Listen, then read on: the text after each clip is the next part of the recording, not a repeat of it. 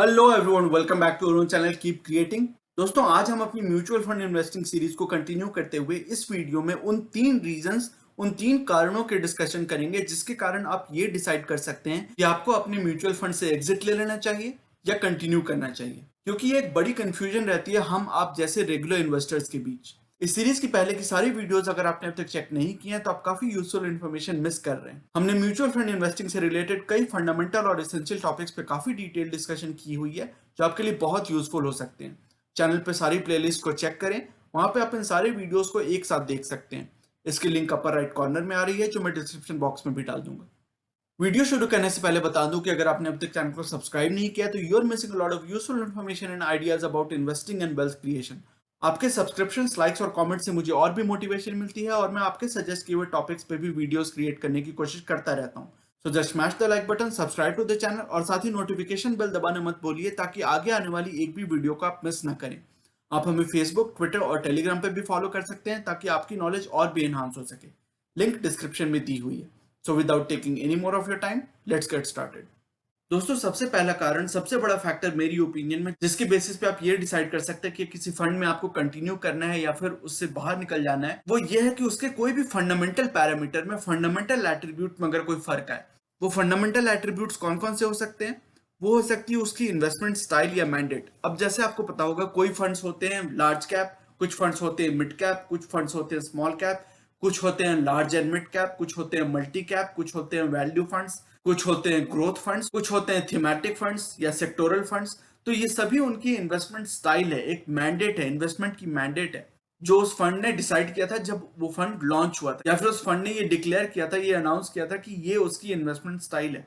अगर उस स्टाइल में कोई फर्क आता है या फिर उस मैंडेट में कोई फर्क आता है, अगर कोई लार्ज कैप फंड अब कहता है कि मैं मल्टी कैप फंड बनूंगा, अगर कोई मल्टी कैप फंड बोलता है कि मैं large and mid cap fund अब बनूंगा, कोई स्मॉल कैप फंड बोलता है कि नहीं मैं एक मल्टी कैप फंड बनूंगा, तो ये सब अगर एट्रीब्यूट्स में चेंज आते हैं, ये बहुत ही फंडामेंटल चेंजेस हैं, बहुत ही हाई इंपैक्ट चेंजेस हैं। तो ये चेंजेस अगर आते हैं इन्वेस्टमेंट स्टाइल में या मैंडेट में, तो आप डिसाइड कर सकते हैं कि क्या वो नई स्टाइल आपको पसंद आएगी या फिर आप पुरानी स्टाइल से ज्यादा सेटिस्फाइड थे।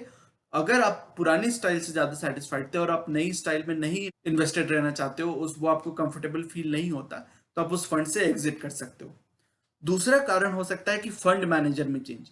बहुत सारे फंड्स, आपको पता होगा कि जो फंड्स होते हैं या फिर जो एएमसीज होती हैं, वो फंड मैनेजर डिपेंडेंट होती हैं। कुछ कुछ फंड्स के नाम उनके फंड मैनेजर से जाने जाते हैं, क्योंकि फंड मैनेजर्स इतने अच्छे हैं कि उन्होंने इस फंड को बहुत सालों से मेंटेन किया है, बहुत सालों से अच्छी रिटर्न दिखाई है, उनकी ट्रैक रिकॉर्ड बहुत अच्छी रही है, तो उनकी रिस्पेक्ट है, लोग मानते हैं, पसंद करते हैं उन फंड मैनेजर्स को, उन फंड्स को पसंद करते हैं because of the fund managers.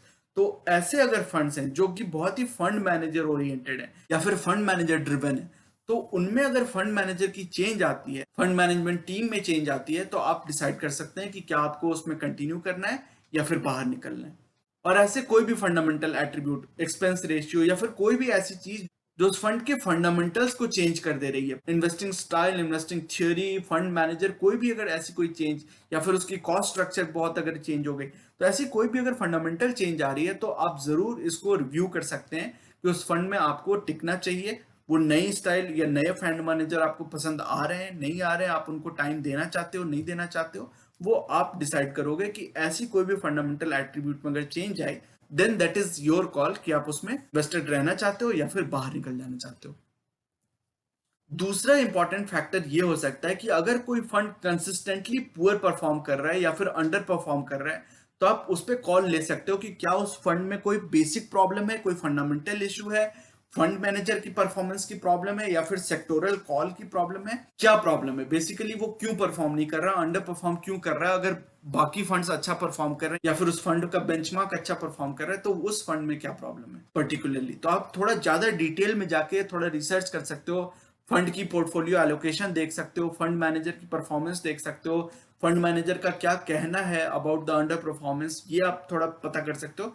ये सब पता करने के बाद, ये सब पूरा डीप डाइव डेल्व करने के बाद, अगर आपको लगे कि अभी भी आप कन्विंस नहीं हो पा रहे हो, आपको समझ में नहीं आ रहा, आपने उस फंड को अच्छा खासा टाइम दिया, और अच्छा खासा का मतलब मैं बोलता हूं कि 3 से 5 साल, depending on your goal horizon. अगर आपकी गोल अलाउ करती है, जैसे रिटायरमेंट गोल यूजुअली 25-30 साल की इन्वेस्टमेंट पीरियड होती है उसकी, फिर चाइल्ड एजुकेशन की भी 10, 15, 20 साल की इन्वेस्टमेंट पीरियड हो सकती है।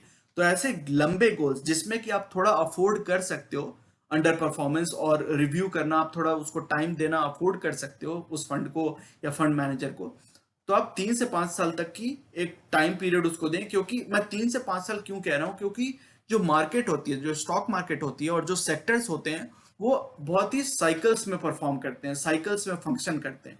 आप देखें कि ओवरऑल मार्केट भी बहुत सालों तक साइडवेज रहती है, फिर एक बुल मार्केट आता है, फिर एक करेक्शन आता है, बेयर मार्केट आ सकती है, फिर ये साइकिल रिपीट होता है। तो markets always function in cycles, और यही बात हमने सेक्टोरल परफॉर्मेंस की तो देखी ही है। एक जो स्टॉक मार्केट इन्वेस्टिंग पे पहले की एक वीडियो में हमने देखा था कि सारे सेक्टर्स को हमने एनालाइज किया था, उनकी हिस्टोरिकल परफॉर्मेंस, बिहेवियर, कैरेक्टरिस्टिक्स सबको डिस्कस किया था।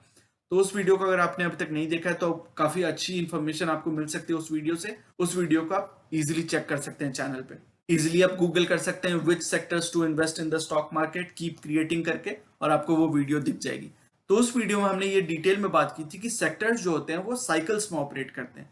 इसलिए मैं कह रहा हूं कि किसी भी फंड को या किसी फंड मैनेजर को अगर आपके गोल्स अलाउ करते हैं उतना टाइम, तो आपको 3 से 5 साल का टाइम देना चाहिए। Usually that is enough time. 3 साल में बोलूंगा कि 3 से 4 से 5 साल इनफ टाइम होती है कि किसी फंड को परफॉर्म करने के लिए। अगर उसकी बैड परफॉर्मेंस भी है तो उसको रिवाइव करने के लिए, रिबाउंड करने के लिए और अपनी परफॉर्मेंस को सुधारने के लिए 3 से 5 साल का टाइम अच्छा खासा टाइम है। तो आप इतना टाइम अगर दें, अगर उस टाइम पीरियड में उसकी परफॉर्मेंस इंप्रूव कर जाती है, वो आउट परफॉर्म करने लगता है या आपके सेटिस्फैक्शन तक परफॉर्म करने लगता है, तो आप उसमें इन्वेस्टमेंट कंटिन्यू कर सकते हैं, इन्वेस्टेड रह सकते हैं। अदरवाइज ये आपकी कॉल होगी कि आप उसमें से अगर निकलना चाहते हैं, किसी और फंड में शिफ्ट करना चाहते हैं, तो वो कॉल आप उस समय अकॉर्डिंगली ले सकते हैं। और तीसरा और आखिरी रीजन किसी भी म्यूचुअल फंड से बाहर निकलने का है, वो बहुत ही हैप्पी रीजन है, वो बहुत ही सेलिब्रेटरी रीजन है, क्योंकि आपने किसी अपने फाइनेंशियल गोल को अचीव कर लिया है। तो this is the culmination of all your effort, all your patience and hard work. This is the time to celebrate. आप फंड्स को रिडीम करो और अपने आप को कंग्रेचुलेट करो। आप जिन लोगों ने आपको मदद की है इस पूरे जर्नी में, पूरे प्रोसेस में, उनको मुबारक दो, उनसे मुबारक लो और सेलिब्रेट करो। तो achievement of financial goal is obviously one reason, क्योंकि आपने गोल्स अपने अचीव कर लिया। अब आपको उस फंड में इन्वेस्टेड रहने की कोई जरूरत नहीं है। अगर आपके कॉर्पस जितना आपको इकट्ठा करनी थी उससे ज्यादा आपने कलेक्ट कर लिया, तो जितनी कॉर्पस आपको जरूरी थी, जितनी कॉर्पस आपको चाहिए थी किसी गोल के लिए, उतना आप रिडीम कर लो। और अगर आप चाहते हो उसमें इन्वेस्टेड रहना फ्यूचर के लिए, तो आप बाकी का कॉर्पस उसमें छोड़ सकते हो, या फिर आप पूरा का पूरा रिडीम कर सकते हो। ये आपके ऊपर है, आपकी कॉल है। तो मैं होप करता हूं कि ये सारी इंफॉर्मेशन आपको यूजफुल लगी होगी और कहीं ना कहीं ये आपको अपनी वेल्थ क्रिएशन जर्नी में ये सारी इंफॉर्मेशन आपको मदद करेगी। सो दोस्तों, ये था आज का वीडियो।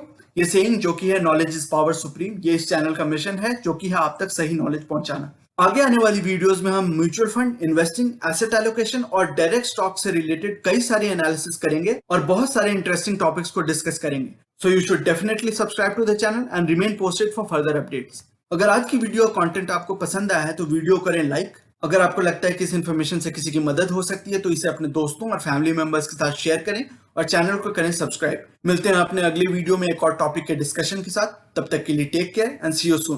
Bye bye.